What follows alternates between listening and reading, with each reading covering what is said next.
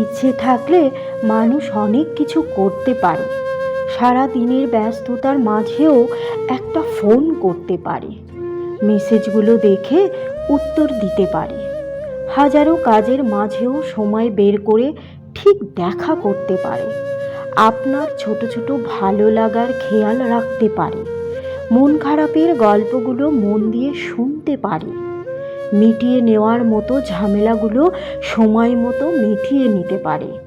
যতটা গুরুত্ব সে পাচ্ছে ততটা না হলেও অন্তত কিছুটা গুরুত্ব অবশ্যই ফিরিয়ে দিতে পারে। হাতটা ছেড়ে না দিয়ে আর একটু চেষ্টা করতে পারে। কিন্তু ইচ্ছে না থাকলে মানুষের কোনোটাই করতে পারে না। নিজের অনিচ্ছাকে বিভিন্ন মোড়কে মুড়ে সে আপনাকে যা এনে দেবে তা হলো ব্যস্ততা, আর তার মাধ্যমে আপনি যা পাবেন তার নাম অবহেলা।